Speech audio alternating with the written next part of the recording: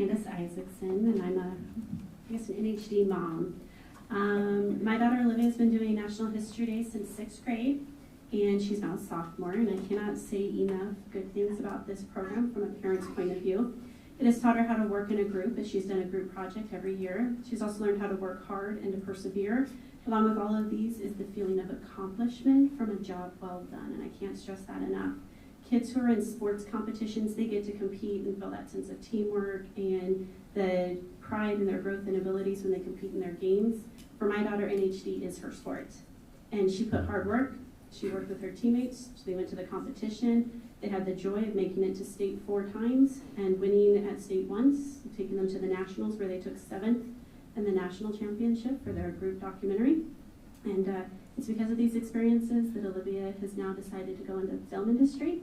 So we're looking at Columbia College in Illinois and various other universities that she's looking at for that. She's also met with Scott Beck and Brian Woods, the screenwriters of A Quiet Place, and has teamed up with them in various things. And it all stemmed from NHD. And so I can't say enough things. And the teachers have been amazing. I know Mrs. Temperley, who works at the middle school, still helps them all the way through in high school and sophomores. They reach out to her, and they have this quite a nice relationship. They feel very comfortable. There you are. Yeah, so I can't say enough good things about it. I find it such a great program and a great experience. Thank you for sharing.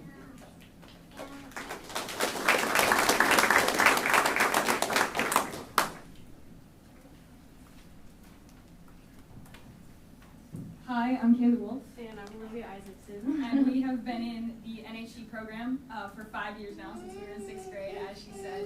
And it has been such a good time we've been friends through the whole thing, and we have enjoyed putting together these projects year after year. And we've always loved getting to choose a project that we're passionate about. Like this year, we tied it to local and Iowan history at the Annie Winnemeyer House in Davenport. And for me personally, we've chosen a lot of topics that involve females in STEM and females in science, and for me that's something that I'm passionate about because that's what I want to go into. Yeah, and as my mom said, I'm really passionate about the film industry, and I really want to go into that. And I think NHG kind of sparked that for me by making like documentaries and learning all about the editing processes. So we just want to thank all of the teachers and all of you guys for making the NHG program possible, because it has meant so much to us in the last 5 years. Thank you for being here tonight.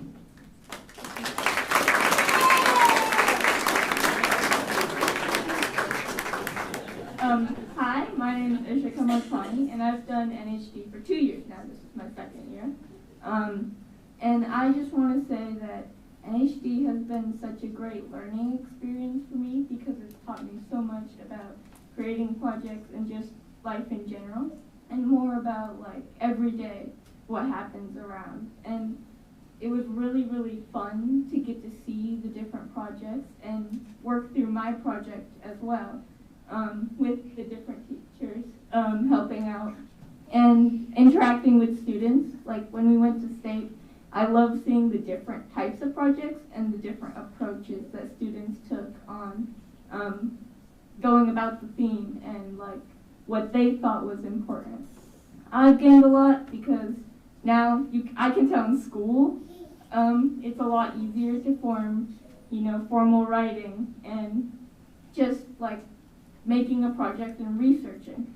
And I couldn't have done it without the teachers that have helped me throughout the entire time. Thank you so much for being here.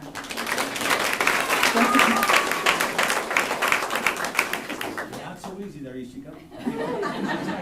What was your historical paper about? My historical paper was about the diplomacy that Abraham Lincoln was able to use in order to successfully pass the 13th Amendment into Congress. Okay, what were some of the things that he did? Some of the things that Abraham Lincoln did was he talked to the congressman at a personal level, because the first time the 13th Amendment failed to pass in Congress. And he was very passionate about abolishing slavery. So he talked to them personally and explained why they should vote for the amendment. And in the end, it was a very substantial impact because it abolished slavery and led to the passage of other amendments like the 14th and 15th Amendment. have you ever thought of being President of the United States? Well- That's awesome. That's a great presentation. Thank you. You spoke very well. So did all the kids speak very well. That's awesome. Thank you.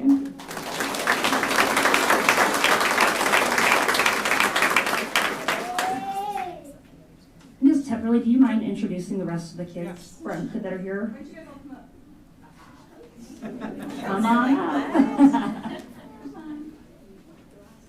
They'll introduce themselves. They're good. Excellent, thank you.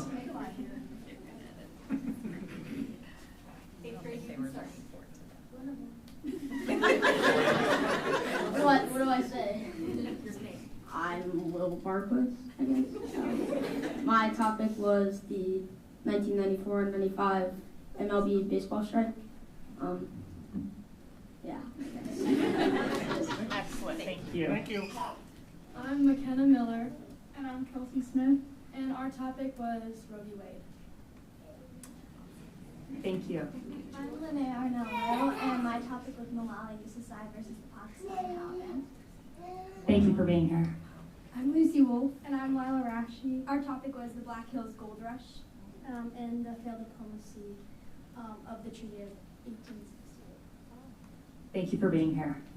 My name's Ella Ripsinger, and my topic was the Lowell Mill Girls, a revolutionary step for women's activists. Thank you for being here.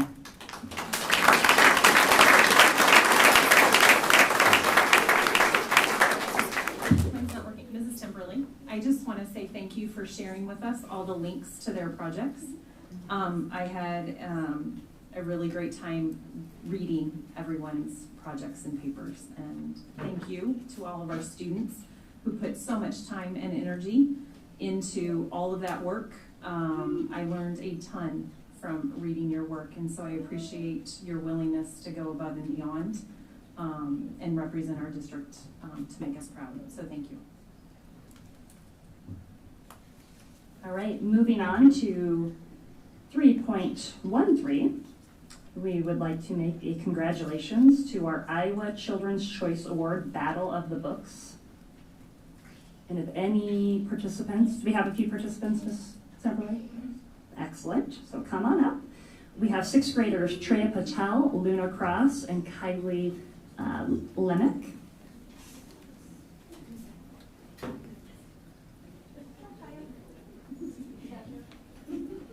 Additionally, we have 8th graders Kaya Anderson, Stella Lund, and Gabby Wade.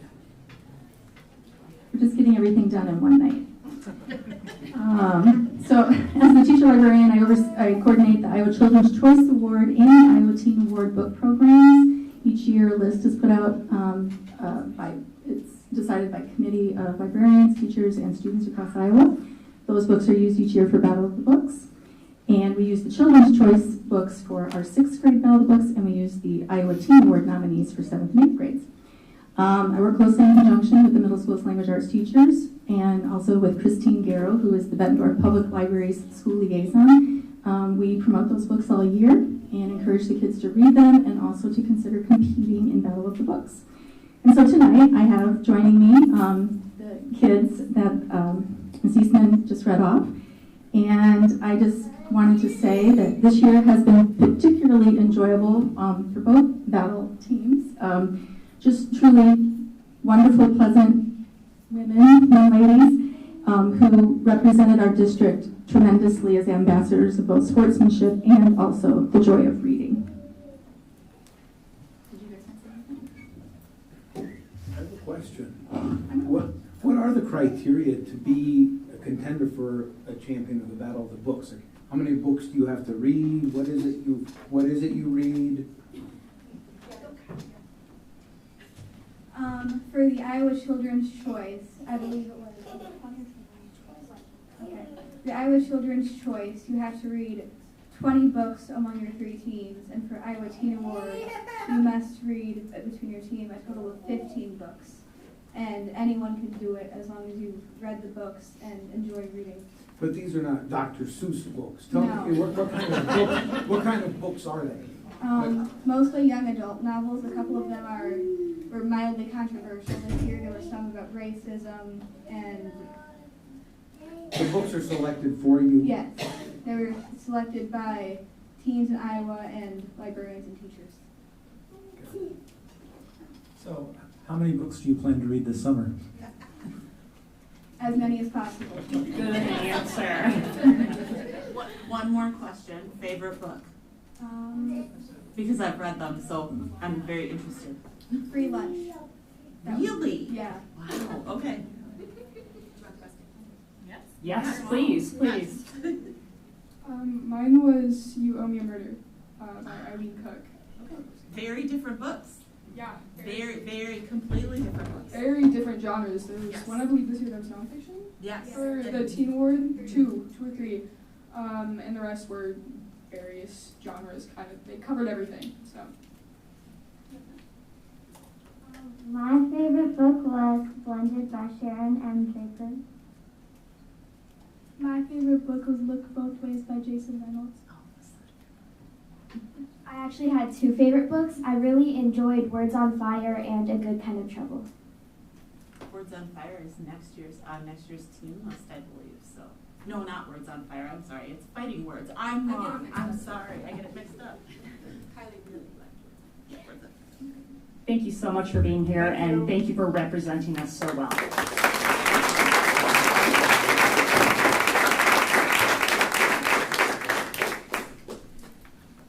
Moving to 3.14, congratulations to our BHS National French Contest students. We would like to congratulate Corbin O'Grady, Sam Barnes, Parker King, as well as Cole Snyder. Each of them placed during this competition, and numerous other students placed in the top 20, so we do want to recognize them. This is a very prestigious award that they've received. A level C indicates that the student is a native speaker of the French language and was therefore in a tougher grading category, and we had several students in that placement. So congratulations to all those students. I don't know that we have any of them here this evening. Does not appear so. Moving to 3.15. For the Drake relays this past weekend, we had 12 Bettendorf High School athletes who competed. They had a season best time in the 4x100 relay, including Brooke Magistrelli, Avery Horner, Carson Bohanek, Tessa Teagarden, as well as the 4x400 relay, including Amanda Scott, Tessa Teagarden, Hannah Bettina, as well as Maya Williams.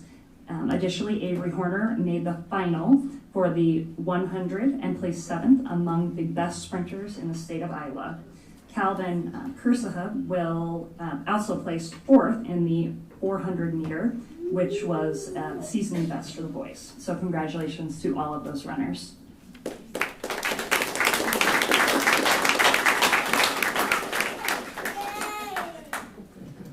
All right, having completed those, we will wrap back around to 3.01, and we will turn it over to Dr. Morris at this time. Yeah, oh, it's working now. Okay, that's good. So in honor of Iowa School Board Association Month, School Board Recognition Month, on behalf of all of the district staff, administration, students, and parents, we would like to personally thank our Bettendorf Community School District Board of Directors for their dedication and service to our students and families and staff of the district. We appreciate the time that you spend away from your families to support the work, to guide the work in this district, and just a little something to say thank you. There's a certificate at your seat tonight, as well as a little sweet treat. So on behalf of the entire district, thank you for your time and dedication to the students and families in our district.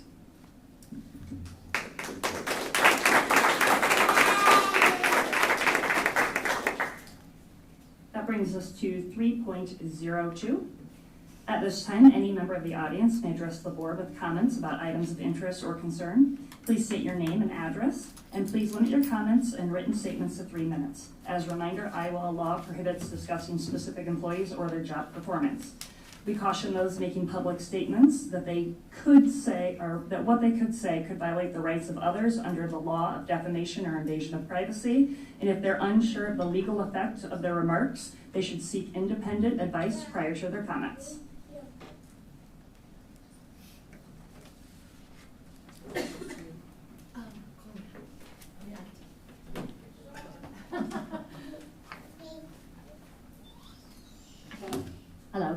My name is Michelle Brody. I have worked for the Bettendorf School District for 28 years. I received the Superintendent's Award twice, in 2005 and 2017. I received my National Board Certification in 2007. I was the Iowa School Counselor of the Year in 2012, 2013, and I was a finalist for the National School Counselor of the Year in 2013-14. And I tell you these things not because I want to sing my praises, but rather because I would like to establish my credibility as a faithful and dedicated employee. Sadly, I am leaving earlier than planned, feeling hurt, disregarded, and betrayed. Although it is too late for me, I leave behind an amazing group of people who work at Bettendorf Middle School. This unsung group of educators who go above and beyond every day for their students. This school year, I watched in disbelief as our building became a place where disrespect ran rampant and was not addressed. A place where students do not feel safe to walk the halls. Some people blame COVID for these behaviors. I disagree. Although COVID has undoubtedly played a factor, it is not the major factor behind what has taken place this year. People will also say it's happening in schools across the nation. Agreed. And many schools are dealing with these issues in a proactive way. Unfortunately, at BMS, we didn't act proactively at the start of the year. We allowed inappropriate and disrespectful behavior to run unchecked. The reality at BMS is that staff members can expect to be verbally accosted every day. Several staff members have also been physically attacked. I have personally been called more profane names this year than the previous 27 years combined. When respectfully asking students to go to class, teachers can expect to be sworn at all day long, and I don't want to say the words because you wouldn't want to hear them. Many of my 6th grade students have skipped over 100 classes, roaming the halls with their friends without fear of consequence. Fights occur almost every day. I worry for my students. I fear that rather than helping our students learn the importance of attending class, requiring them to treat others respectfully, and develop a work ethic that will help them become productive members of society, we are instead setting them up for academic failure and serious life consequences. I fear for the safety of my students, and I fear for the safety of my colleagues. What I have shared with you is truth. Several times this year, I discussed my concerns with the administration. I am now coming to you. I am thankful for the 28 years that you allowed me to serve your school district. I hope that my students will say that I was there for them as they navigated the tough challenges of the middle school years. I truly did my best to support them, but most especially to keep them safe. I do not feel I was able to assure their safety this year. Speaking with you tonight won't change things for me, but my hope and prayers are that something will be done to protect the students and my colleagues at Bettendorf Middle School. I'm open to a more in-depth conversation with you if that is possible. I'm heartbroken that my career at BMS had to end this way. Thank you for your time. Thank you.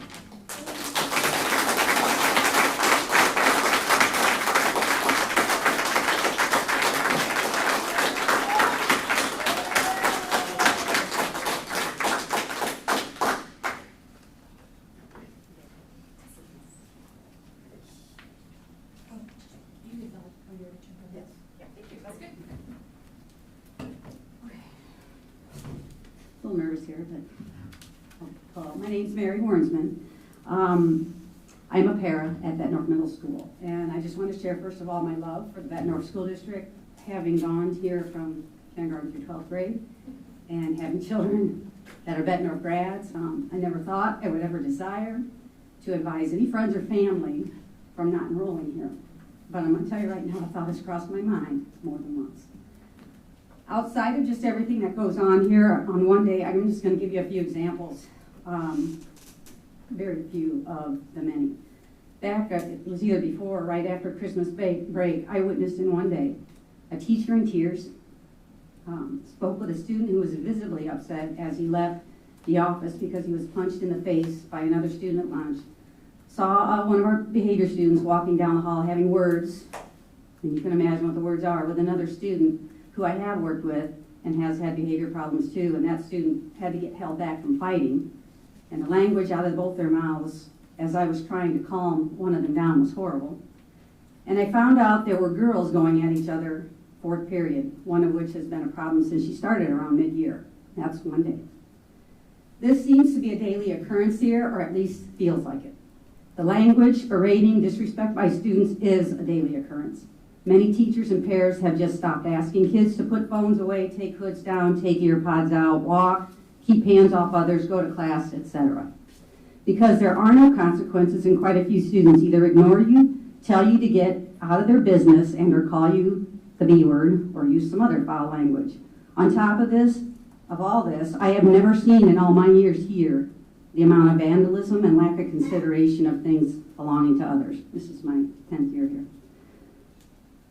We fail our students when we don't teach them there are both positive and negative consequences to their words and actions. We fail students when we promote them to the next grade while they have failed one or up to all of their classes. We fail students when we allow them to skip or be late to class multiple times without any real consequences except maybe being talked to. We fail students when we allow them to roam the halls all day and not go to any classes, and that does happen.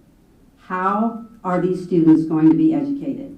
How will they transfer what they learn in school to the world outside these walls?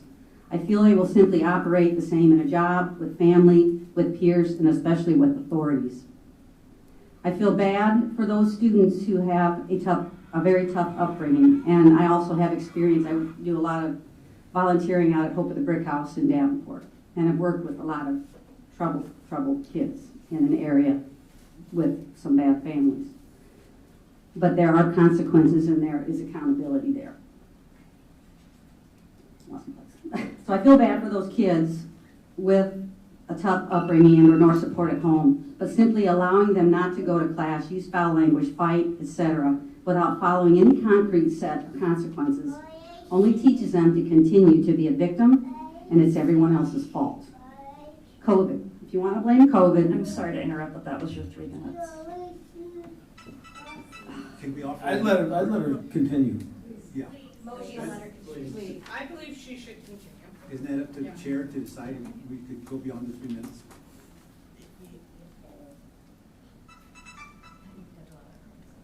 We're listening. We had a special meeting on this just 3 days ago. I think she should continue. Are we gonna let everyone go after as Yeah. long as they would like? If they have additional information, yeah. Only I on don't this think we topic? can qualify who we can allow to go over 3 minutes. Yeah. We allow everyone to go over 3 minutes or no one to go over 3 minutes. We'll do it on a case-by-case basis. That's not, nope. Or ma'am, could you just hand your notes I to won't someone go for else that. and have them read them for you? Everyone or no one? Go ahead and continue. Can you let me finish? Oh, go ahead and continue. Okay. So COVID, I do, if you want to blame COVID, then blame the lack of structure that occurred during COVID. Our response has not been to create an environment with structure. And I'm not saying it was anybody's fault. This was territory nobody knew, but we couldn't even require kids to do work. So keep thinking I called kids, I called parents. They couldn't do anything. And we just threatened that they were going to have remediation next year, and it never happened. All they heard were threats, and then nothing was followed through on. So what has that taught them? The amount of teachers, secretaries, paras that have or are leaving should not be a reflection on them as much as it should be. The leadership in our school and our district. As a former teacher, I remember being taught, if you give a test and a few fail, probably those few. But if many fail, then maybe it was your test or something you missed in the information you were giving out. Shouldn't we hold our leaders to the same standard? This year, I have never felt so undervalued as a staff member, and it is not because of the teachers. Teachers have repeatedly expressed their thankfulness for the paras in our building. I have had some personal situations with our administration and generally the micromanaging of our time, taking us away from IEP students to regularly fill in for study hall and the rush to make sure we get logged out on time, even though we may still be with a student or need to fill out Medicaid, definitely creates the feeling of a lack of importance. I do believe, or the issue of hours and our being able to work Schedule D athletics has been a problem too. I do believe we will not be able to get quality para support for this district, especially given anything else I laid out above. if there isn't a more attractive system of pay or insurance. Another staff member said, at what point do behaviors, this is hard to read because it's small, at what point do behaviors impact the learning environment of regular ed students? We see repeated behaviors that impact students' education on a daily basis and no consequences are issued. Then some students have several situations during the day and yet they're still running the school. That's the feeling. This is not an issue of age. We're not old. There are a lot of valued people here that love these kids. I'm all about relationships, but I feel in a relationship there's accountability on both sides. It's not we're too old. That's not the thing. It's not teacher burnout. It's what's going on in this school. I have seen such an increase in fighting that I've never witnessed in my life in this school. And I don't even recognize the school. And that's all I got to say. Thank you.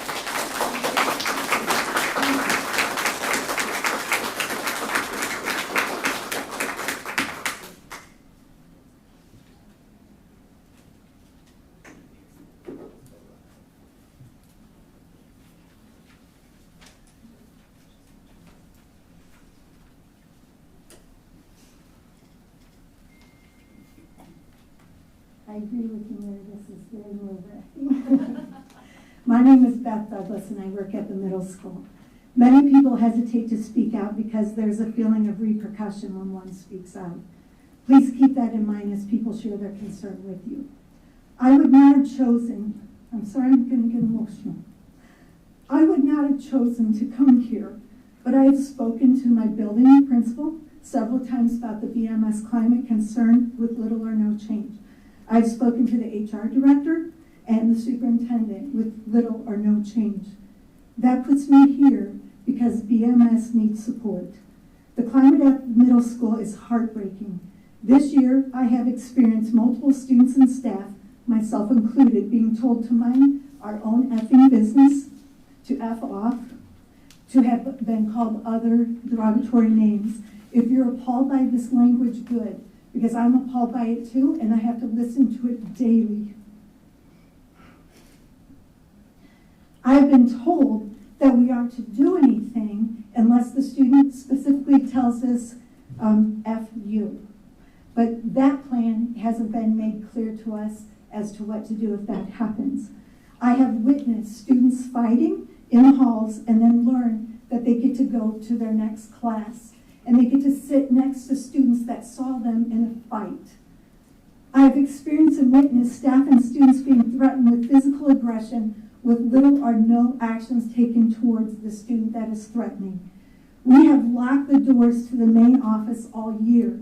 In my 22 years of working for Bettendorf, we have never locked students out of any offices until this year. Consequently, we have to lock student services and the counseling office.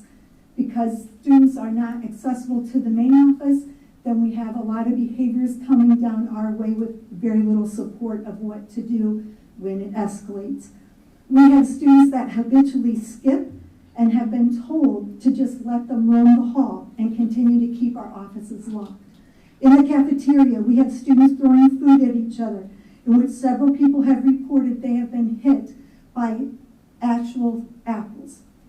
We have students harassing other students with no consequences. Many of these students feel that we have failed them because they have had to put up with harassment for many, many, many months. We have created an unsafe environment for our students and for our staff. This is not a COVID thing. It is due to the new policy in our building that we do not hold students accountable for their behavior. Now we have students that typically don't act out joining the disrespect because they know there are no consequences. We have 27 staff members and counting that have already left BMS or are leaving at the end of this year. We are losing some incredible educators. This is not a group of old school educators that don't know how things are today in regards to student discipline. These are people that see this as an unsafe environment. These are people that understand that what we have created is not in the best interest for our students. Board members, please come to BMS and witness this for yourself. But it is rumored that you are not allowed to come unless you have a specific invitation or purpose. If this is accurate, isn't that a red flag? You are the leaders of this district. We need you to hear our concerns tonight and help develop a plan to make BMS a safe place again. Recently, I visited the 5th graders to help them transition to Bettendorf Middle School. Shockingly, the question that came up at all of my visits is, I hear there are a lot of fights at middle school. Is this true? Yeah. It saddened me to see and hear fear coming from these 5th graders to come to middle school. Thank you for your time. Beth, could I ask you a question? Sure. Just real quickly. I made a note when you were talking. I want you to clarify it if you can. Well, you're not supposed to. This is. Okay, Feel free to reach out. I'll contact you. Thank you.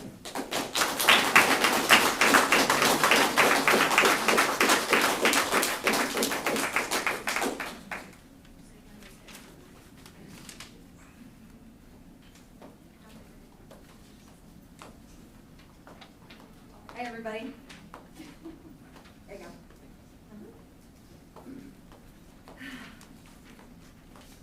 All right, guys, I'm Alicia Gomes, 3832 Danbury Court. Mom of 5, 4 enrolled in the district. Here we go. Thank you, teachers, for speaking so candidly tonight. I promise, as a mom in this district, your SOS call did not fall upon deaf ears with me. What was shared Monday night at the strategic planning workshop was, in a nutshell, the need to do perception damage control. Directors were beyond that point. You've heard multiple examples of what is going on in that building. Why? Because the students know at middle that anything goes. The staff and students show up each day with fidelity to this toxic environment. Teachers and support staff alike know that they will most likely be kicked, cussed out at any point during the day, and possibly even assaulted with food thrown at them in the cafeteria. Yet, they continue to show up. It is no understatement that this building is like Lord of the Flies. While our leadership sits back, we have lost a minimum of 25 staff members so far at this building alone. We cannot afford to lose even one more. So why are we here tonight? We're all here for our children. We want to reinstate respect so we can focus on the basics, educating the leaders of tomorrow. We have sent countless emails and made numerous phone calls to voice our concerns to no result. We will no longer see an email response of, administration is too busy to concern themselves with petty matters. Acceptable from any of our elected directors again, and I have proof. So here we are. It's time for feasible solutions to be put into action immediately. This is our community, these are our schools, these are our children. The buck stops here. It was stated on Monday night, we hear a lot of complaining, but no solutions. Well, it's time for my proposal as the former teacher and a mom. Number 1, it's time to establish a behavioral committee that consists of current and past students, parents, community members, teachers, and administrators. Have them meet ASAP. I volunteer myself. Champion, can I count on you? The committee will establish tiers including the gravity of behavior and number of occurrences with appropriate remedial actions by teachers and administration. We'll establish a strong definition of terminology for each offense, i.e. lewd behavior, physical assault, truancy, destruction of property, theft, etc. Number 2, watchdog program reinstated in the secondary buildings effective as early as Monday morning. Number 3, the board can then adapt the behavior policy established above, written by the committee. Number 4, the board will hold leadership accountable for following policy and implementation of boundaries established by said committee. Number 5, the board will write a policy to be added to website registration this summer, giving the clear directive of what behaviors will no longer be tolerated and consequences deemed appropriate in response. Parents will initial or sign as part of their normal registration. Number 6, the board shall remove the board policy prohibiting access to the building without supervision, allowing directors to walk the building once a month or as they see fit. This may all sound rather steep, but our teachers need to know that leadership is behind them 100%. Students need to know that they are safe and bad behavior will no longer be ignored. This is a team effort. Look around this room. Look around this room. I'm sure any of us would be available to help make this a safe and thriving learning environment once again. No more excuses. This is a call to action. Are you going to be a part of the solution, or is it time for you to resign? Thank you. And I have a copy of my suggestions for you as well, because I'm all for solutions. And I can email any of you as well. I like that email, actually. Perfect. I can do it right now.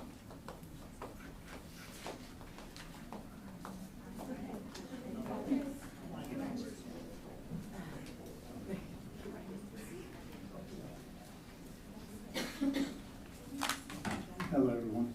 Rod Muller, PE teacher, middle school. Been in the building for 26 years.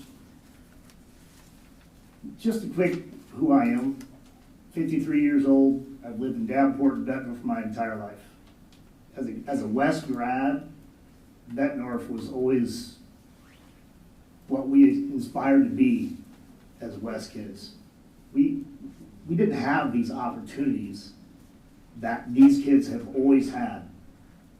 They've been slowly, over the last decade, been slowly taken away from them.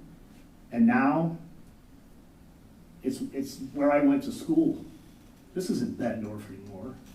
This is Davenport West, which I'm talking to you on. I'm a West kid. And I'm saying this isn't Bettendorf anymore.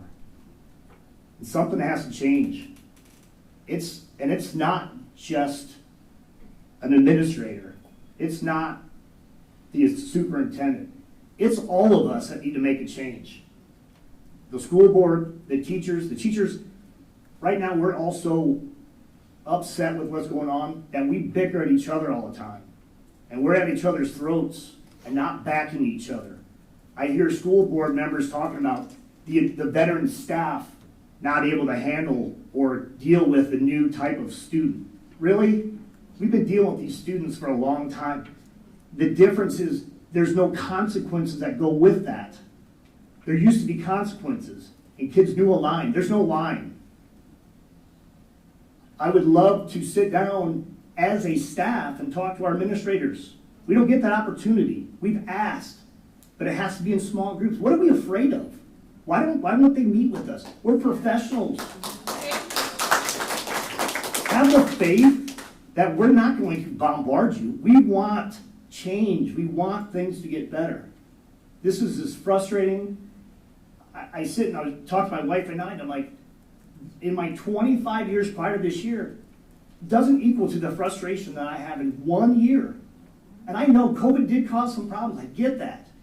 But think about kids that are coming off of a COVID without any direction, without any path that they need to be going down again. They've been gone.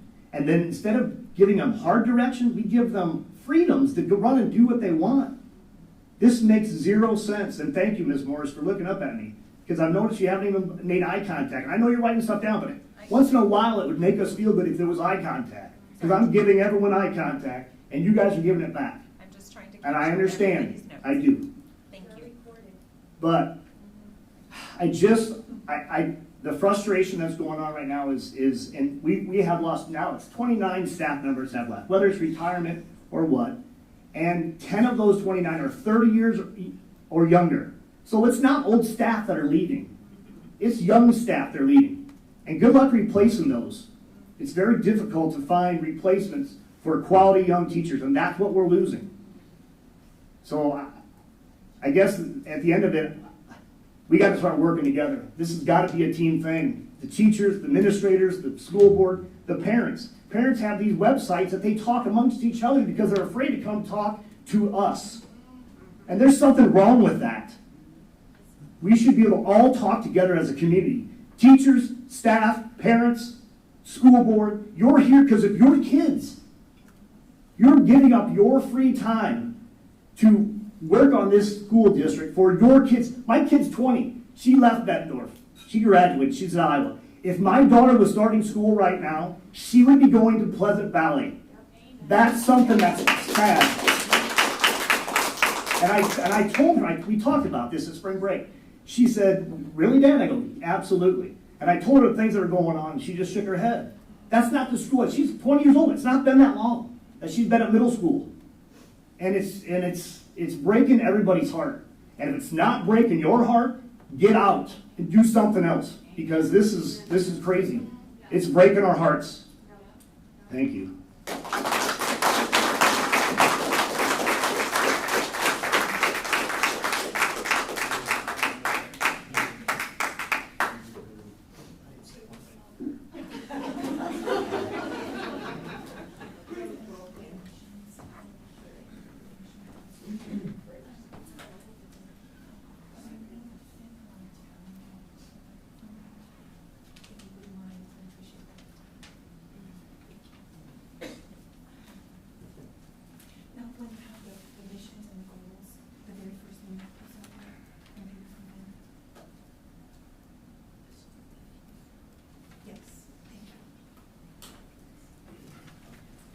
Hi, my name is Beth Lockbaum. I am in. I apologize. It's okay. We have your back.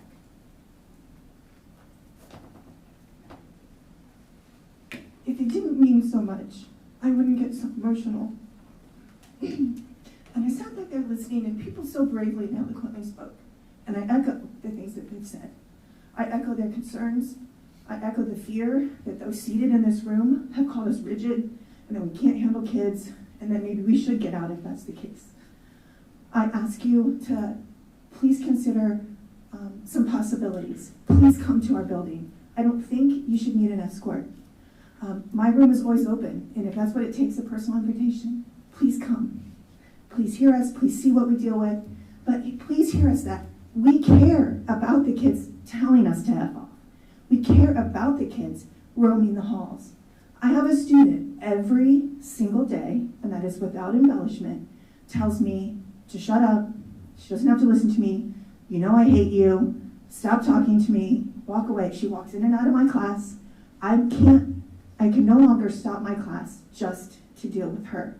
I have 25 other students that equally need my attention, but I still care about her.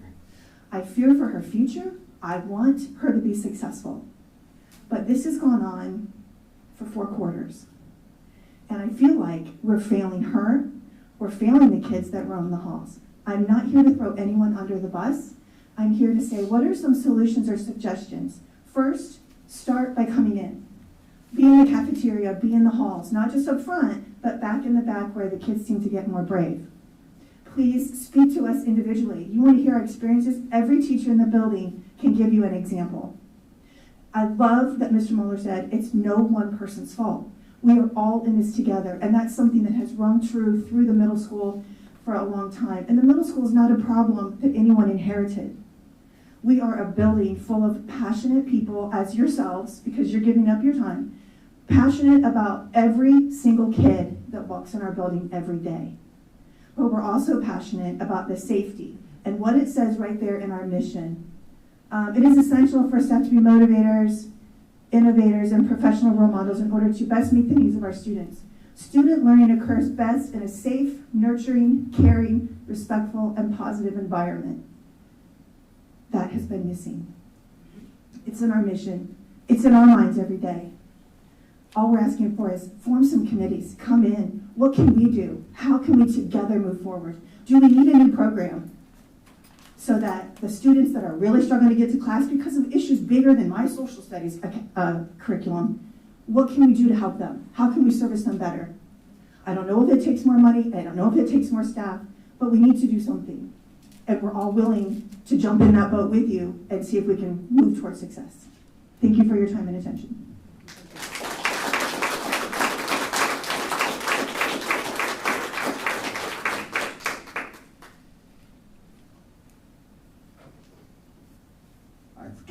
paper and ready over there, just to let you know. I'm Kevin Rowland. I have taught for 30 years. This is my 14th year here at Bettendorf. And I don't want to say a whole lot. I agree with Rod. We got to do something. I just want to tell you I support, there isn't one thing that has been said so far today that I do not support, is what I want to tell you.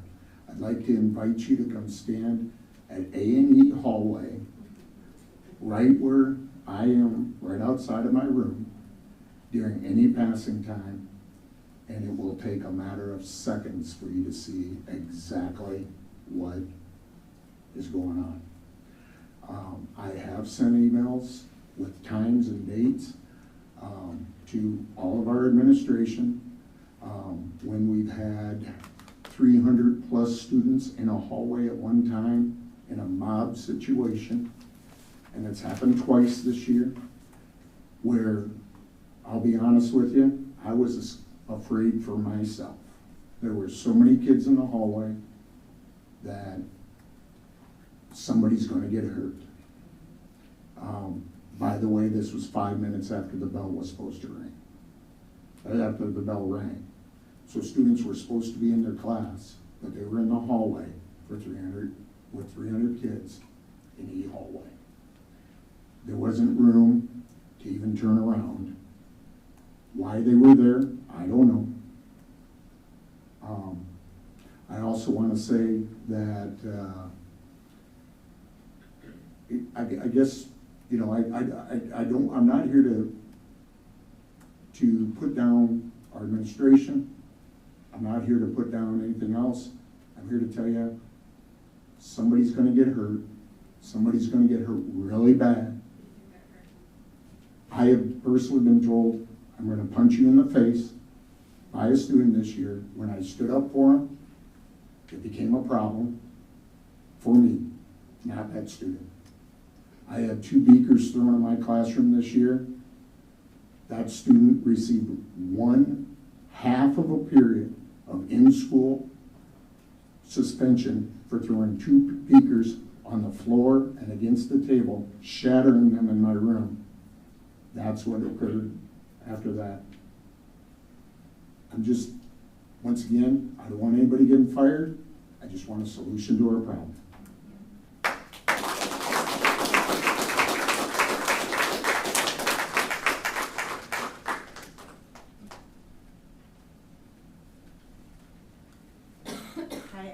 Bridges, and I am a reading interventionist at the middle school. In the 20 years of teaching in the district, I have never been afraid to walk outside my classroom. This year I have. I've been told to F off after I ask a student to please not use profanity around my innocent 6th graders. The first time in my 25 years of teaching I've ever been told to F off. And some of the other names I can't repeat.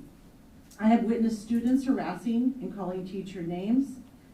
Then these students continue to roam the hall, running and yelling and disrupting others again and again, including running into my classroom. I don't feel safe. I would not allow my own children to attend this school, even though they were both graduates. I would not allow them to come back. And I would unfortunately discourage any teachers from teaching at Bettendorf Middle School. We deserve respect. These students deserve consequences, and we need help. The Bettendorf Middle School ship is sinking, and I'm afraid there won't be many survivors unless something is done. Thank you for your time.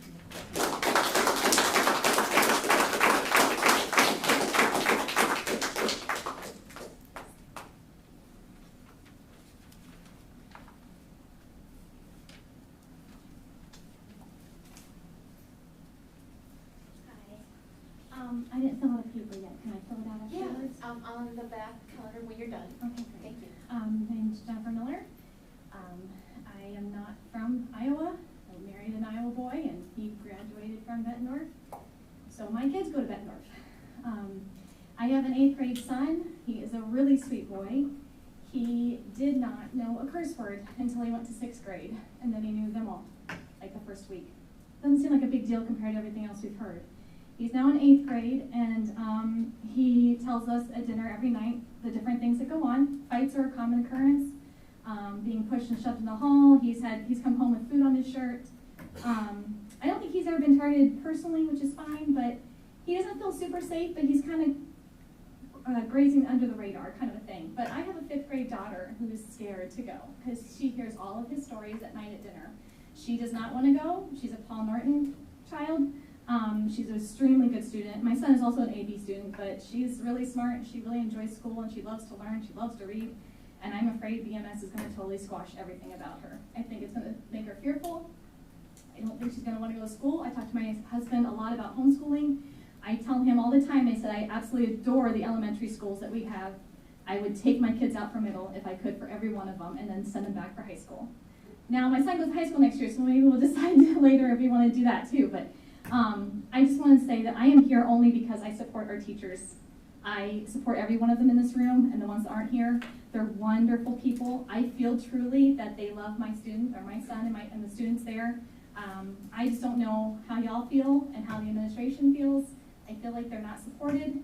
And anyway, so just want to thank you for your time. Just let you know that I have an 8th grader that is thrilled to leave middle school, and I have a 5th grader who's scared to go. Thank you. Thank you.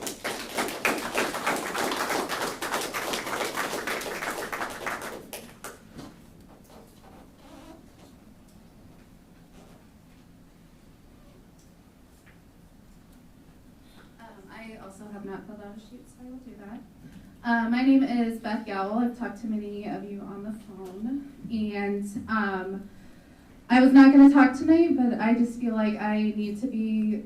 My daughter is in 7th grade, and she has been the victim of having an orange thrown at her eye, sitting in the nurse's office. Only way I was notified was that she was texting me the whole time. It's so stressful as a parent to be sitting at home and my daughter is texting me drama, scared to go to school, hugs the side of the walls because she's scared to walk down the middle of the hallway where all these kids are yelling and screaming and fighting. It's absurd, and I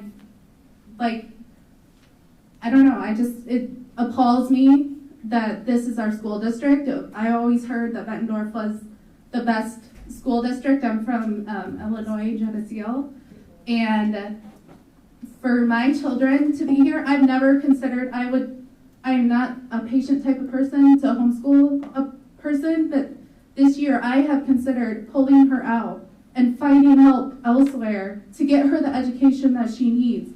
We've had to put her in math classes because she's failing. She just completely tanked during COVID, during your online, where she was on the computer for, an hour and then had the rest of the day to play. So I'm just absolutely disgusted about our school district, and I am here to support these teachers, everything they're saying. My daughter's relaying to me all day, every day. And you guys need to pay attention to parents and to teachers. You need to listen to us. This is not okay. Thank you.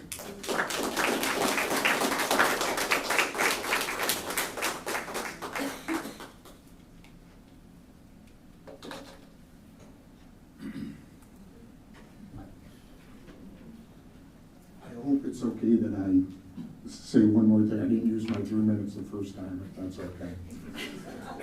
I just wanted to say, the one more thing I wanted to say is, and I hope it makes an impact.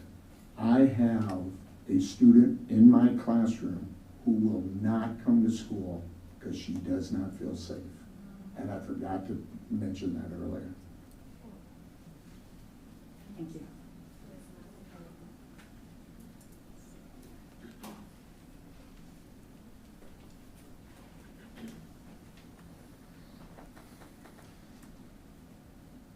Anyone else who would like to come forward? Now is the time. Yeah, I would like to come forward. Hold on, let me finish this.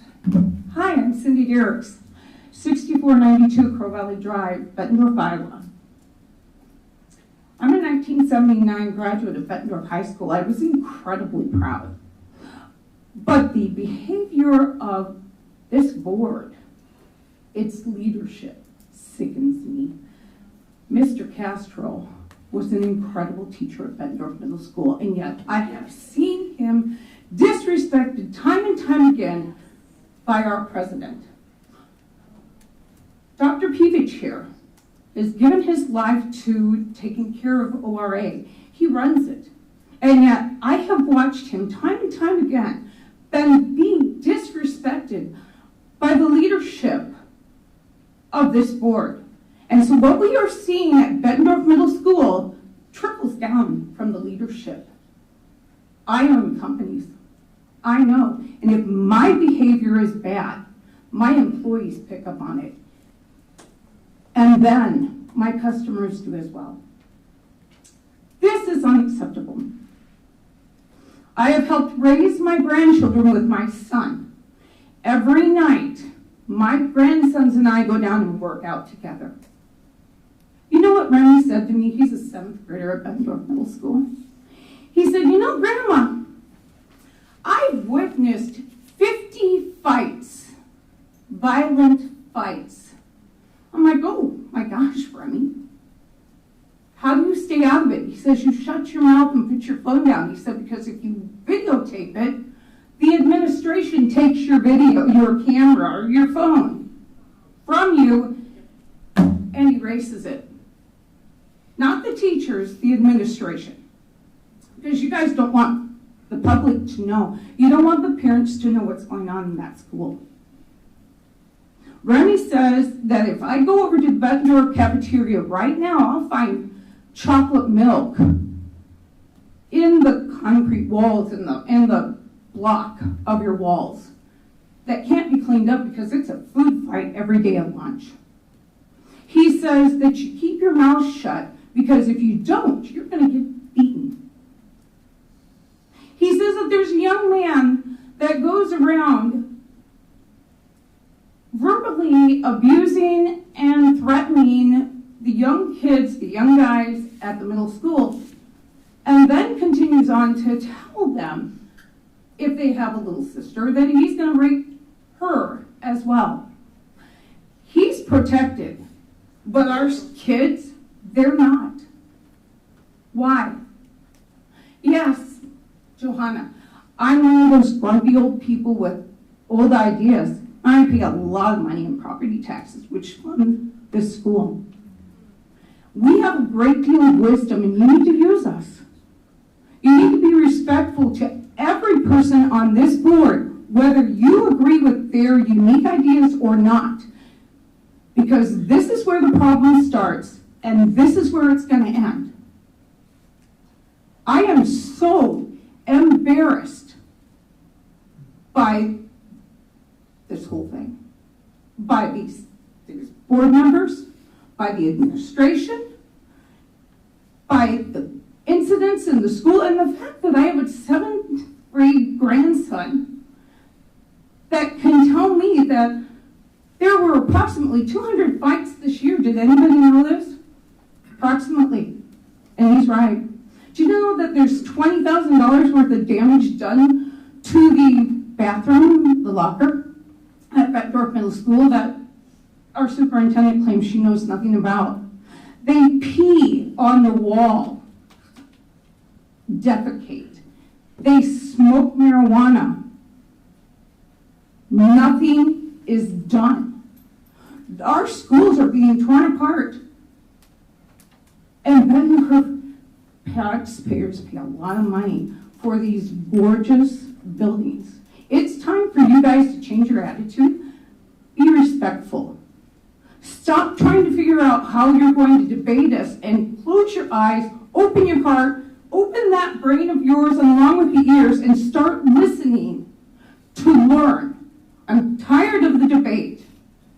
These people have a right to feel safe. Our children have a right to feel safe. And this is that problem right there. Get it fixed. Thank you.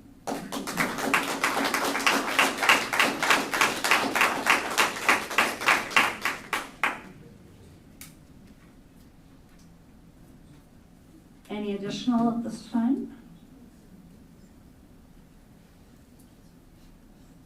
right, moving on to 3.03, board shared communication. Can we just get the room a minute? Yep. Thank you.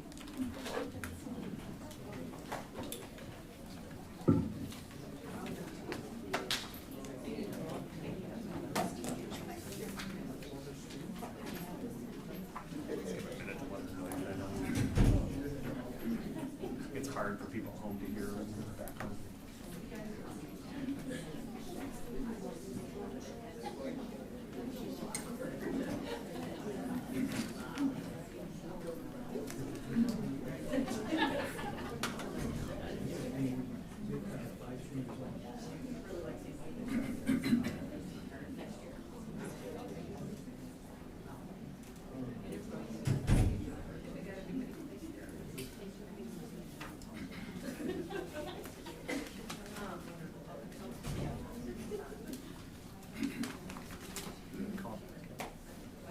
Thank you.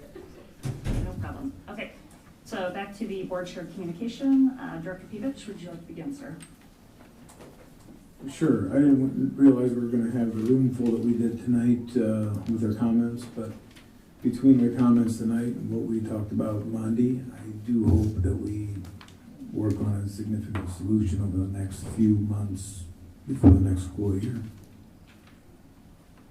Thank you. Director Dorder.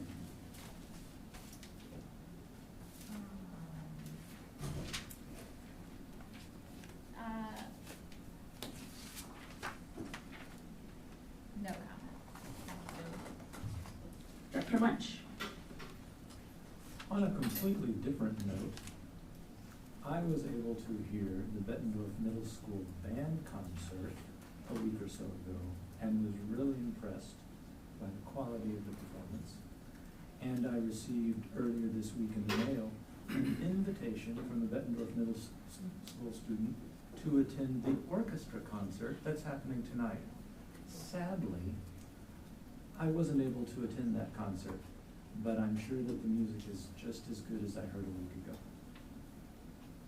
Thank you, sir. Director Champion. I just want to reflect on the first portion of our meeting, 3.10 to 3.15, in connection with the senior award ceremony last night. And I have a student graduating this year, but I sat through the whole award session last night. I think it's absolutely amazing the number of students we have graduating this year that have been recognized through recognition by local civic clubs. The number of scholarships is absolutely amazing. And it was great to sit through and just see all that. We have a student that's leaving high school with an associate's degree, plenty of others that have worked on their new CNA. I would really, I think, great to see other people attending those events, to see the million wonderful things that are going on. And just, I want to reflect on 3.10 to 3.15. I mean, those students have accomplished amazing things, and the staff and the parents are obviously supporting them as well. So I just want to reflect on those items. Thank you. Thank you. Director Smithson. Yeah, actually, I would like to speak to the conversation that we had on Monday night, where our administration, including Dr. Gelati, brought us many of the things that they are already planning to do to address the things at middle school. I appreciate that, and I believe that it is in our best interest to pay attention to the things that were said here tonight and try to incorporate some of those actions into those plans as well. I do know that there are plans being made for next year already, and those were things that we discussed on Monday, and I do just want to let people know that those are being discussed for next year. Thank you. Director Castro. Yes, I'd like to thank all the teachers that came and spoke. Some have left already. It does take courage to stand up and say what you said without fear of any kind of repercussions. But there is strength in numbers, and for those that spoke as passionately as they didn't, that comes straight from the heart. There was no beat around the bush. They got right to it. So thank you for your courage. And I would say, as far as I'm concerned, if any of you teachers that spoke feel any repercussions, I think that I would like to know about it. Thank you very much. Continuing on, The Bettendorf Athletic Booster is going to have a golf outing coming up June 10th. I think that's the first one in a long time. And one of the things that's really hard about putting a golf outing together is having corporate sponsors.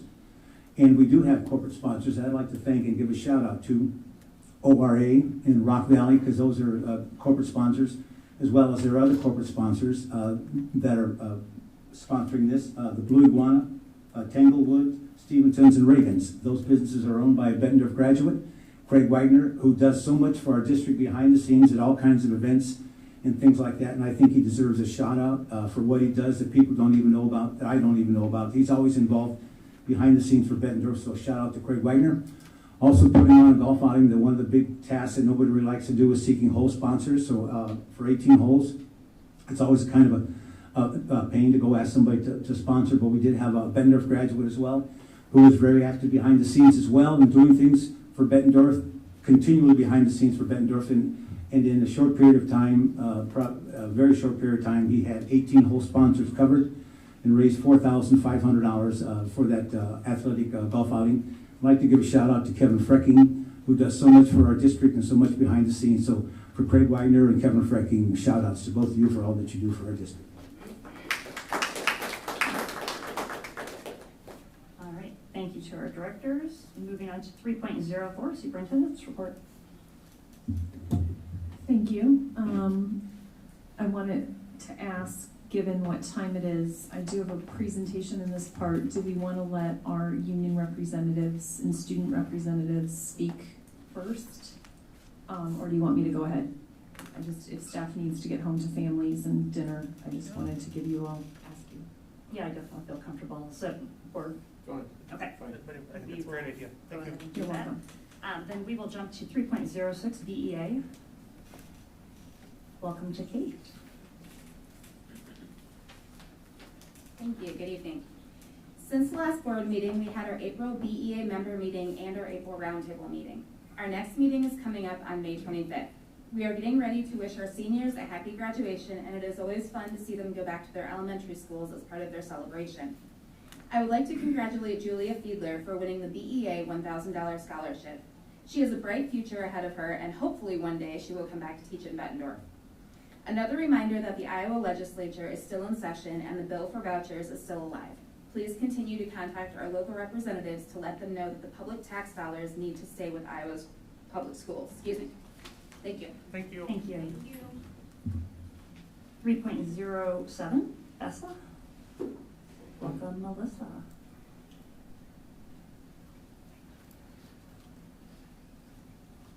I should remove my glasses for a change. Good evening. It's hard to believe that we only have 14 days of school left. This year has flown by. I know everyone's looking forward to summer break and relaxing, and I hope all of our staff and students enjoy some much needed and well-earned time off this summer. On behalf of our negotiations team, I'd like to thank Jill Matherly and Greta Collier for all the time they spent working with us during negotiations. I know our wage reopener was approved at the last board meeting, and I would like to thank the board for their support. We held our monthly roundtable meeting this past Tuesday, and have begun laying the groundwork for some much needed discussions on several topics that will benefit both the district and classified employees in all of our buildings, including staff meetings and attendance. Last night, we completed our application for the NEA Education Support Professionals Peer Mentoring course that will take place this summer. We have a team of 6 who will work on this course together, representative of our secretaries, paraeducators, and staff from central office. I'm looking forward to working with the team this summer so we can have plans in place to help our classified staff, both new and returning, have a place to go for questions and help them feel supported and valued. We appreciate the willingness of central office to partner with us on this coursework, and we should hear by May 31st if we've been accepted into the program. Thank you. Thank you. Thank you. 3.08 BSSA. And I see Stephanie here. Welcome.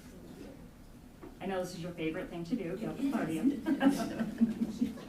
The BSSA would like to thank the admin team and our school board for their professionalism and willingness to work with our group and come to a mutual contract agreement on wages for the 2022-23 school year. Thank you very much. Thank you. Thank you. And then 3.09, do we have a student board representative? I do not believe so. Ethan was at the meeting last night though, Meeting so was, yes. The board chair. it's done its time. All right, now we will jump back to 3.04, superintendent's report. So I first, most importantly, want to thank all the staff, parents, and community members who came and spoke this evening. I appreciate the candor with which everyone spoke and the sincerity. I recognize it's never easy to speak in public, and so I just want to thank them personally for taking the time away from families to be here tonight. I also want to give a huge shout out to our nurses in our district. We're very blessed to have a nurse at every building. It was National School Nurse Day yesterday, and I want just to publicly thank them for all that they do for our students, our staff, and our families. They are amazing. Never have I been in a school site where when help was needed, even if it wasn't necessarily related to a nursing duty, that I heard them say, nope, sorry, too busy. They always will drop everything for our students and staff, and I just appreciate the work that they do. It is a busy time of the year. Some of our board of directors have recognized we've got a lot of spring athletics, extracurricular, and fine arts activities going on. I've had the privilege of being at choral concerts, band concerts.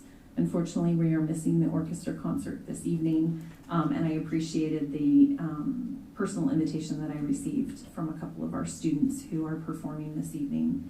I too had the opportunity and privilege of being at the Senior Awards event last night, our Community Service Award event, and our National Honor Society induction last night. To echo what Director Champion said about it's just always a special time to recognize our seniors for all that they have accomplished in their years here in Bettendorf. Great way to celebrate our students who go above and beyond, not only to serve at school, but to serve in our community and earn that Community Service Award. And then we had 84 students inducted last night into the National Honor Society. And that was exciting to see that take place.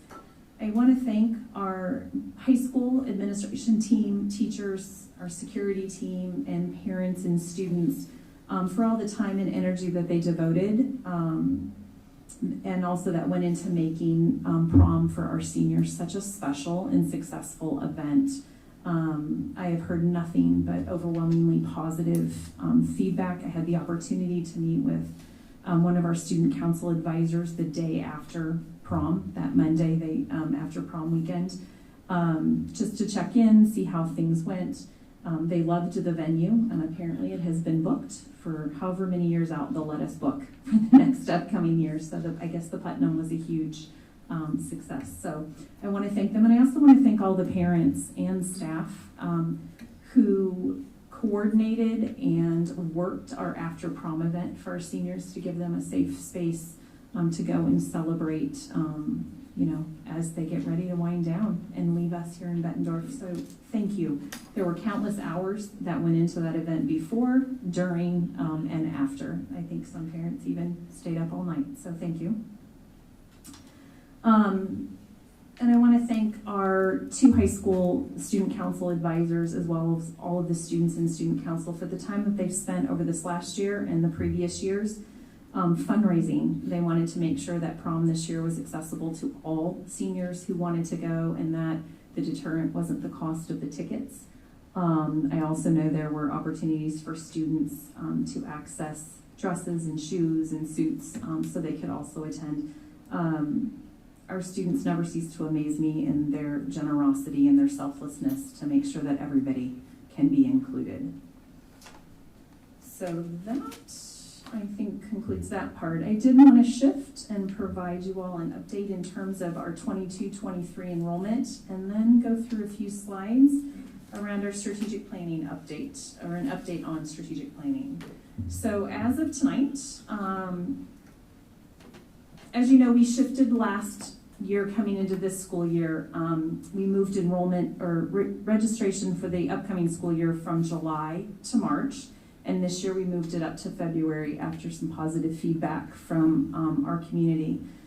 That enables us from a staff perspective to really plan for staffing, make sure positions get posted, make sure we are on top of what our needs are for the upcoming school year. It's not perfect, we're still working through it, but excited that when we ended in February, we had almost, I want to say 85% of our families had already re-registered for the new school year, and we're up to almost 92% district-wide of families have already registered for the new school year. And as I'm looking at numbers, we're still not done processing all of the open enrollment requests, but tonight you have in the consent agenda open enrollment requests for your consideration and approval to the 31 to the positive. So that is exciting. But we are looking like we will be coming in. Right now we are holding where we are currently in enrollment and slightly up. So we'll be monitoring those numbers as we continue to move through the upcoming months.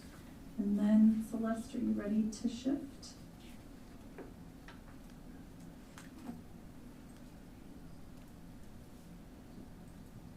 So I just wanted to give a quick update on where we are in the strategic planning process. So you graciously approved last year for us to work with an outside entity to kind of give us an opportunity to reflect as a district, revisit the work that we're doing, and then work with all stakeholders to develop a plan to move forward. We are not done yet. We still have some work to do, but I wanted to provide an update tonight on where we are and some of the upcoming work that we'll be doing in June and moving forward. So we've been spending this past year looking at our strategic priorities, working with collecting data from our stakeholders and analyzing quantitative data. So in June and August, June of last year and August of 21, surveys were sent out to all staff, our board of directors and administration, getting some feedback and input through a tool called the Strategic Planning Diagnostic Survey. And then our 6 years worth of data, academic data, social, emotional, behavioral health data was provided to Hanover, who helped us analyze that data and develop a tool for us to do that analysis. From those two quantitative and qualitative measures of pulling multiple pieces of data, 3 district priorities that our stakeholders identified were that they would like us to focus on are providing a multi-tiered systems of support. Earlier this spring, we brought to you for your consideration 3 different positions that have a real heavy emphasis on developing systems of support, vertically and horizontally, pre-K through 12, around literacy, math, and social, emotional, behavioral health. Another priority that emerged in the top 3 was setting high expectations for students, and the third one was delivering a high quality curriculum. And our curriculum and instruction department has been working really hard over the past couple of years to revisit and develop a curriculum plan. Pre-K through 12, we've recently adopted this year the new illustrative math curriculum, K-5. We've implemented a new science curriculum, Amplify. We're piloting some health curriculum.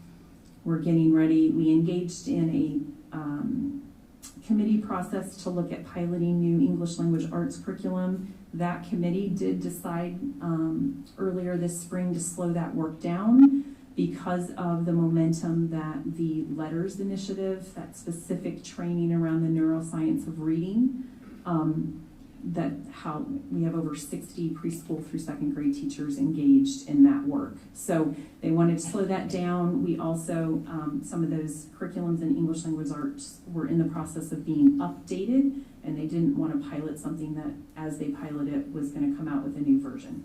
So that committee, which consisted of teachers, instructional coaches, our elementary principals, our director of curriculum instruction and assessment, and our associate superintendent, made a decision to just slow that work down and come back and revisit that as we start the next school year. But we're working on how to supplement what we do in English language arts for the upcoming year so that we don't miss a beat in terms of giving our skills, or our students the skills they need to learn to read and to read to learn. Through those, the survey process and the analysis of the quantitative data, our stakeholders identified these three as maybe not being their priorities, but not at the top of the priority list. Tracking alumni and college outcome or employment outcomes, retaining diverse staff, and considering different school grade configurations. Although as I've been engaged in work with our PTAs, PTOs, and our SIAC committee this year, that one on the far right has come up as we look at the number of students we have in our middle school compared to some of our neighboring districts who only have 7th and 8th grade in their middle schools, which create significantly less students. So those have started to surface as conversations, and we'll continue to explore those with staff, community, parents, and other stakeholders as we move forward. In terms of the data that we have and what our stakeholders are telling us, they feel that these three areas are where we're performing the highest, providing adequate resources for our English learners, providing adequate resources to support student learning, and monitoring our students who graduate and move on to post-high school opportunities. In terms of our bottom three that were identified through both qualitative and quantitative measures, understanding the cause of staff attrition, maintaining optimal staffing levels, and monitoring staff satisfaction. And so we heard some of that tonight. Our HR team works really hard to track information about why staff is leaving through exit surveys as well as exit interviews. And I've had the opportunity and the privilege of being able to engage in numerous interviews with staff who've reached out to share with me, why they might be moving on. Okay, Celeste. When we pull the quantitative data out in terms of academic and social emotional achievement, through our data, we can see that our students, these student groups are performing the highest in ELA and math. Our students who are not economically disadvantaged student group, our Asian student group, our white, Caucasian student group, and our gifted and talented student group. And they are all exceeding the state averages. In terms of what the data is telling us about student groups that we continue to monitor closely, we're working at all levels to dig into what that data says in terms of math and ELA, are our students of color, our students who are economically disadvantaged, and our students with IEPs. And as we worked with our building principals this year and put action plans into place, these were conversations that they had in areas of focus that they have been working through this school year.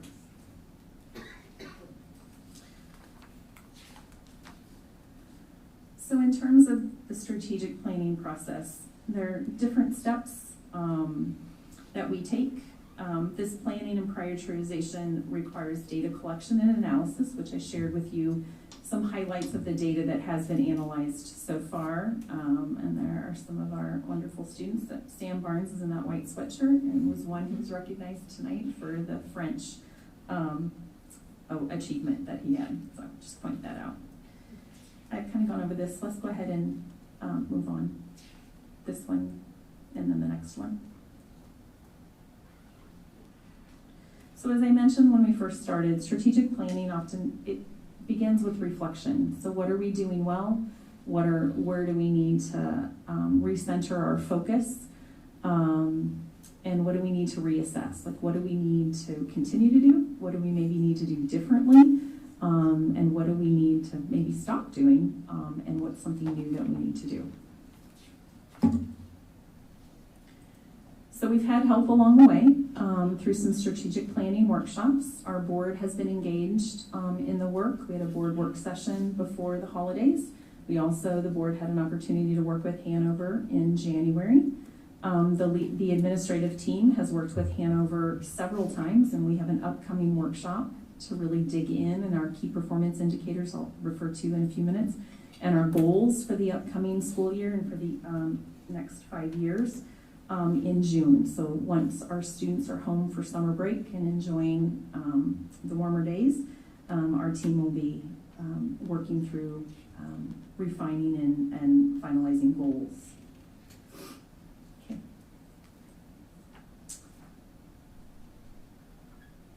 Celeste, you can move on. And again, thank you. So when we look at a strategic plan, we have worked to reflect and redefine our district's mission, vision, core values, and from there that drives the work around our priorities, aims, and goals. So where do we want to go? Who are we? Where do we want to be? What do we want our district to be? And how are we going to get there? So in front of you tonight is a compilation of work that has been done with the board, with our district leadership team, with parent groups, with staff groups, engaged in a variety of activities around mission and vision work, a process called a SWOT analysis. What are our district strengths, weaknesses, opportunities, and threats? And so tonight, as we present the proposed mission, vision, and on the next slide, the core values, this all comes as a compilation of input from the various stakeholders in our organization. The core values that have emerged through the different processes and with the different groups include community, lifelong learning, integrity, and empowerment. And for the sake of time this evening, I'm not going to read. Oh, you're okay. I don't want to read verbatim those. I know this will be posted, and I do hope people will reflect on those. From those core values, the groups have identified 4 priority areas to advance our mission, realize our vision, and expressed through our core values.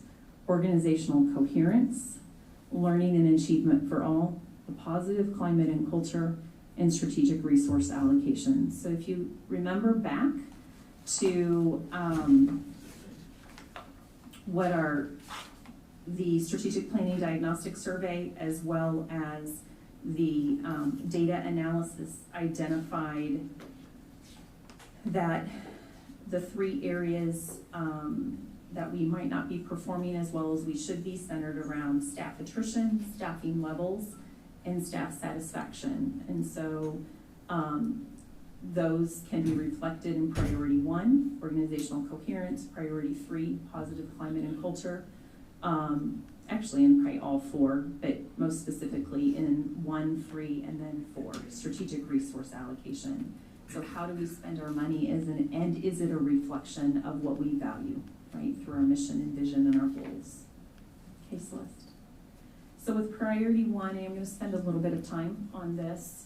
When we think of organizational coherence, how we as a team, through the input and with our various stakeholders, we identify that as it represents our conscious commitment to align the district as one team, unified in a singular commitment to support all schools, students, and families and build a culture of continuous improvement, centered on designing equitable systems for school and instructional improvement.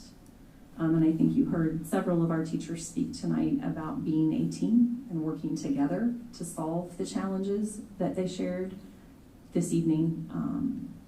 And I know we've spoken a lot off and on over our board meetings, and I've heard our board of directors talk about vertical and horizontal alignment, not just with curriculum, but with how we approach things, student discipline, resource allocation, and so that has emerged as one of our top 4 priorities. Learning and achievement for all. This district has always been committed to excellence, and so how do we continue to advance that? It's our most critical commitment, right? We're in the business of teaching and educating children. It represents our promise to provide academic excellence for all, and we will ensure all students have equitable access to and engagement with programs and supports that reduce barriers to learning. At the start of the school year, as we did our welcome back, I talked with staff about how do we become door openers instead of door closers in terms of how do we provide not just academic, but extracurricular and athletic opportunities for all students to have access to so that we can continue to develop that whole student while they're with us in the district. Case list. Rounding out the top four priorities, the third one, positive climate and culture. It's our promise that all staff, students, families, and community feels welcomed, valued, and respected. And we are committed to reflecting on all the feedback we received, including tonight, to ensure that that priority is achieved.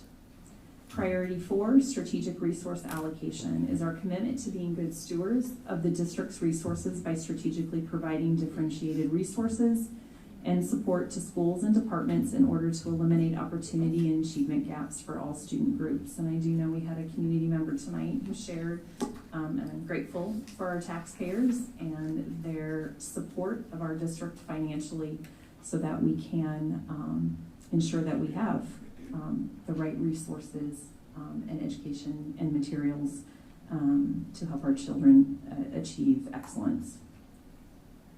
Okay.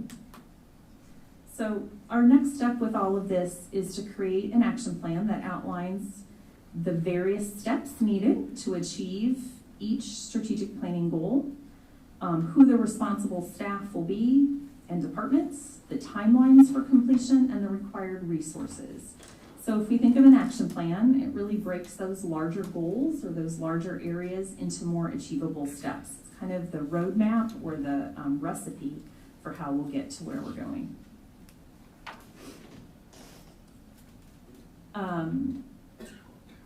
Once you have your large priority area, our leadership team has then worked to develop what is considered an aim or a desired outcome. These are not goals. Goals have to be specific and measurable. These are our bigger commitments around for each priority, and I'm not going to read them verbatim.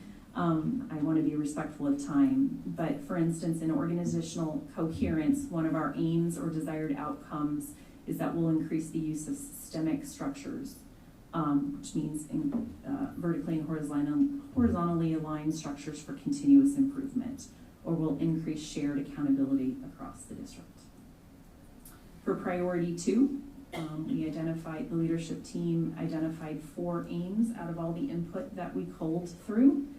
Prepare staff members to support and challenge all students. We're going to prepare students for post-secondary education in the workforce and ensure that they have equitable opportunities to achieve at high levels. For positive climate and culture, you can see the 4 aims that were identified up there. And number 1, since we have so many families and community members, we truly want to develop processes to engage families as authentic partners in the education of their students. At the last SIAC meeting, one of our agenda items, which we didn't have time for, we will revisit next week at our SIAC meeting. What I've heard over and over is I've had the pleasure of being able to attend different PTA and PTO meetings this year, is conversations around how do we get more parents involved in conversations around the academics, but also involved in those activities that make school fun, such as the fall carnivals that people do and the different types of events that PTO sponsors, even up to celebrating our teachers and our staff during Teacher Appreciation Week. Okay. And in terms of priority 4 for strategic resource allocation, again, we've identified 4 aims, from recruiting and retaining staff, implementing strategic budgeting to equitably allocate resources, operational efficiency through a focus on improved systems and making sure that we maintain an overall positive fiscal health for the district. And I know our school business officer over there would be super happy if we continue to do that. So where do we go with all of this? So the leadership team, the work that we get to do in June will be pretty detailed. We will take those priorities and those aims. For each priority and each aim, we'll have an action planning sheet that looks like this, where we identify a goal, the associated key performance indicators that go with that, and then we'll work through what are the action steps, who are the responsible parties, What are the needed resources and what's the timeline? And we'll develop, the goals will be set for 5-year goals, but then through that, we'll identify each year, what are we doing so that we achieve that goal? And we'll reflect on a, more than likely on a quarterly basis, how are we doing? If we're not making progress toward that goal, why? Should it continue to be a goal? If not, what needs to be there instead?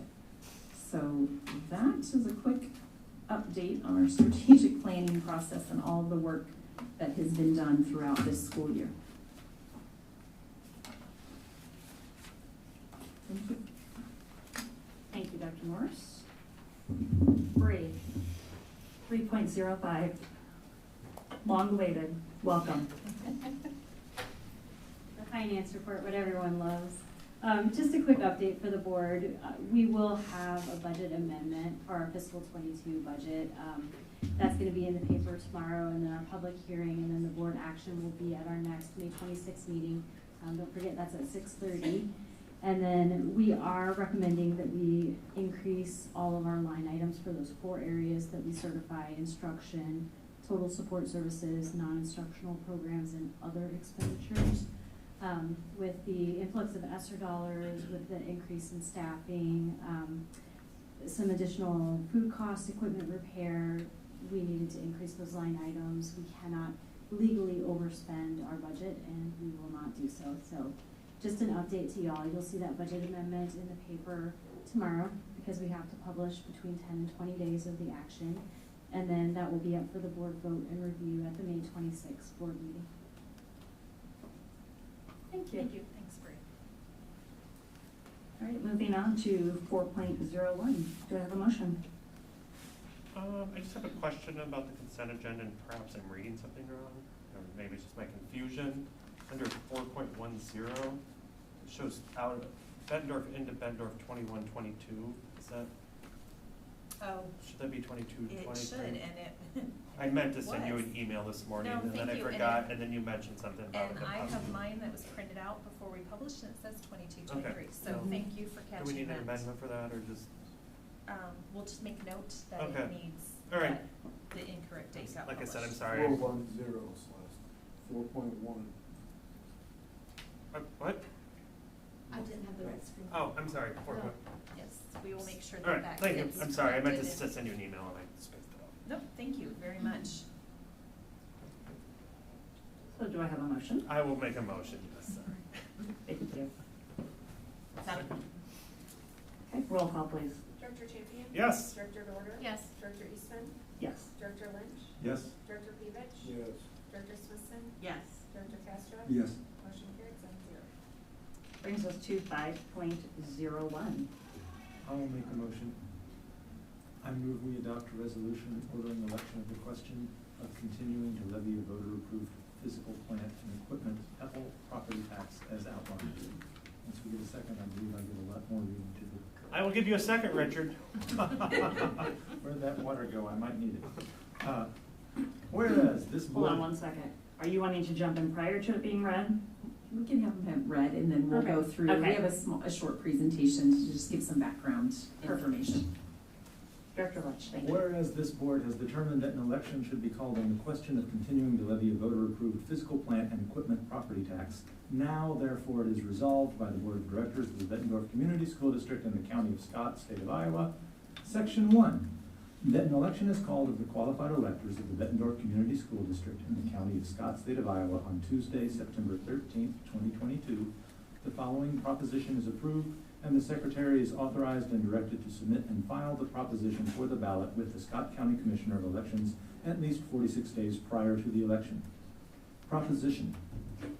Shall the Board of Directors of the Bettendorf Community School District in the County of Scott, State of Iowa, for the purpose of purchasing and improving grounds, constructing schoolhouses or buildings and opening roads to schoolhouses or buildings, purchasing of buildings, purchase, lease, or lease purchase of technology and equipment, paying debts contracted for the erection or construction of schoolhouses or buildings, not including interest on bonds, procuring or acquisition of libraries, repairing, remodeling, reconstruction, improving, or expanding the schoolhouses or buildings and additions to existing schoolhouses, expenditures for energy conservation, renting facilities under Iowa Code Chapter 28E, purchasing transportation equipment for transporting students, lease purchase option agreements for school buildings or equipment, purchasing equipment authorized by law, or for any other purpose or purposes now or hereafter authorized by law, be authorized for a period of 10 years to levy annually a voter-approved physical plant and equipment property tax not to exceed $1.34 per $1,000 of the assessed valuation of the taxable property within the school district commencing with the levy for collection in the fiscal year ending June 30th, 2025, or each year thereafter. That is the end of the ballot language. I've got several more sections to read, so bear with me. At least it's only every 10 years. Thank you, Director Lynch. Section 2, that the notice of the election and ballot form used at the election shall be prepared in accordance with the provisions of the Iowa Code and Iowa Administrative Rules. Section 3, this election will be conducted by the County Auditor of Scott County as Commissioner of Elections. Section 4, that the election board for the voting precinct or precincts be appointed by the County Commissioner of Elections not less than 15 days before the election. Section 5, the Commissioner of Elections is requested and directed to make publication of the notice of election at least once, not less than 4 days nor more than 20 days prior to the election, in a newspaper that meets the requirements of Iowa Code Section 49.53, paren 2. Section 6, that the County Commissioner of Elections shall prepare all ballots and election registers and other supplies as necessary for the proper and legal conduct of this election, and the Secretary of the Board is authorized and directed to cooperate with the Commissioner of Elections in the preparation of the necessary proceedings. Section 7, that the Secretary is directed to file a certified copy of this resolution in the office of the County Commissioner of Elections to constitute the written notice to the County Commissioner of Elections of the election date required to be given by the governing body under the provisions of Iowa Code Chapter 47. Thank you.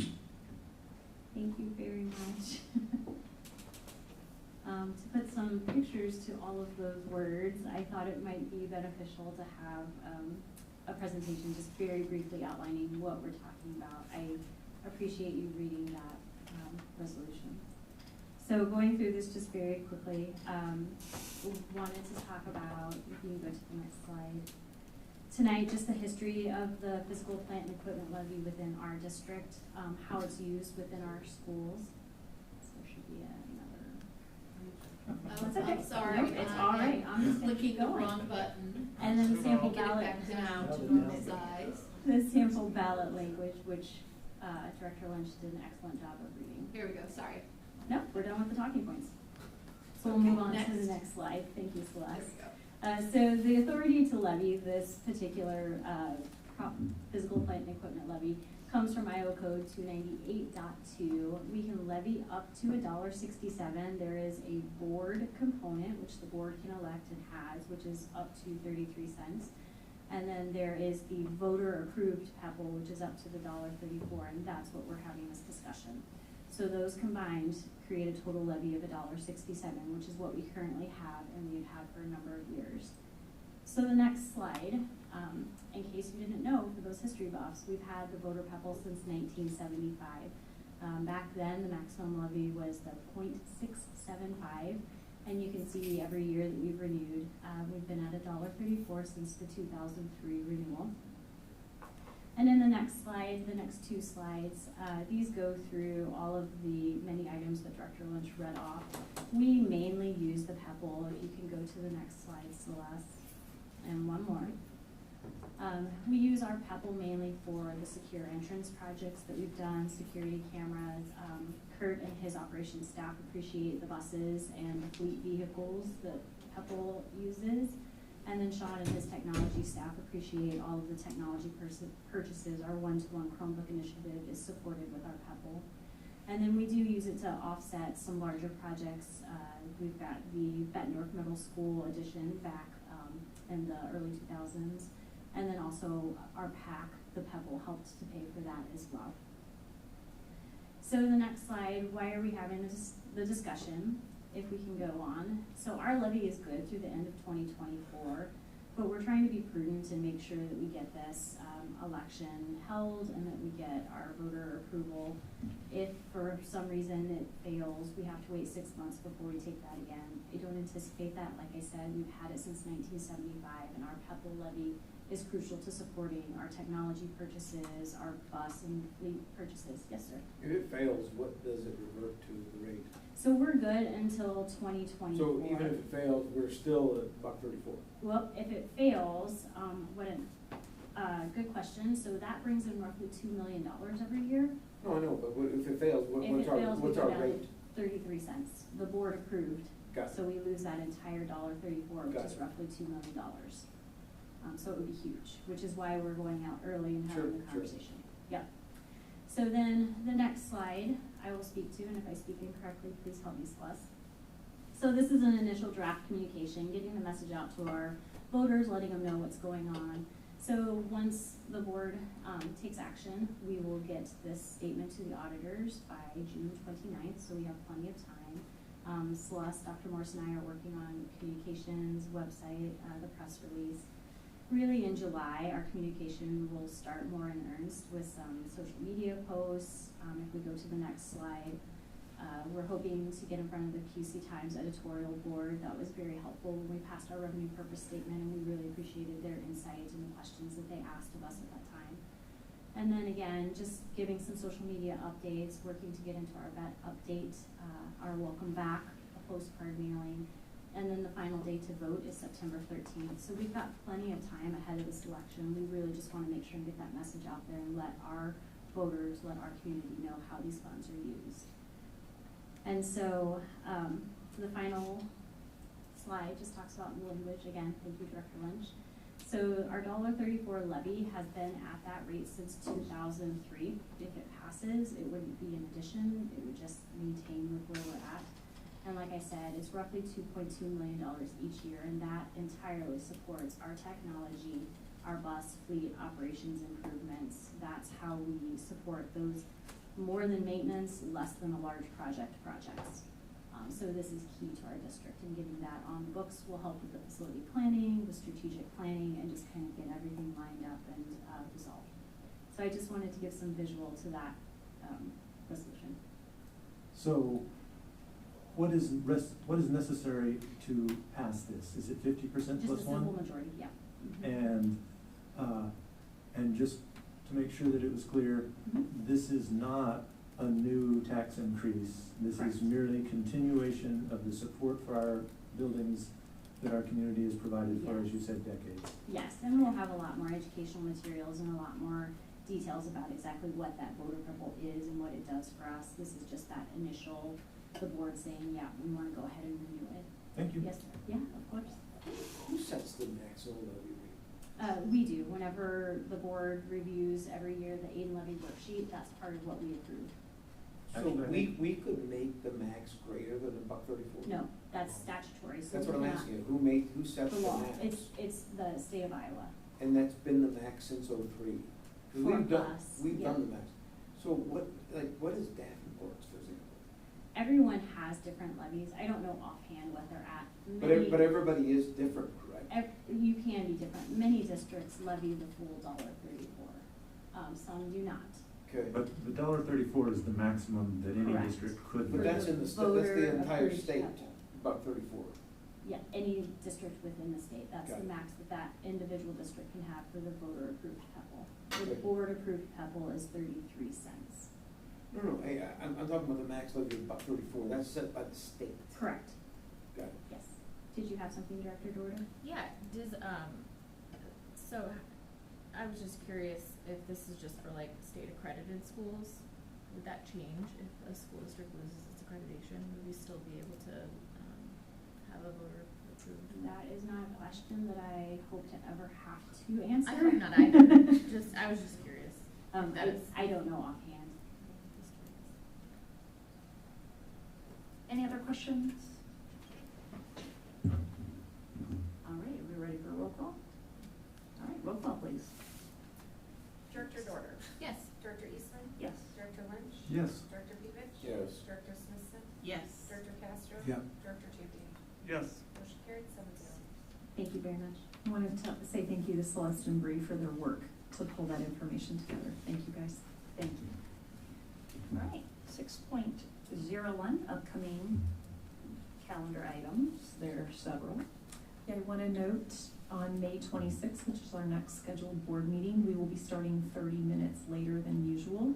We have Edison's graduation, and when you're coordinating with 2 other districts, trying to coordinate that with everybody presents some challenges. So they will be, I know some of you are going to be able to be in attendance down there. We will have their graduation at 5 o'clock. I let them know that they think it's only going to be an hour, which would give us time to transition back up here. But in the event they're aware, we may have to leave a little bit early. So we will start our May 26th board meeting at 6:30 p.m. And then shout out to our seniors graduating on Sunday, May 29th at 1 o'clock in Tubell Stadium.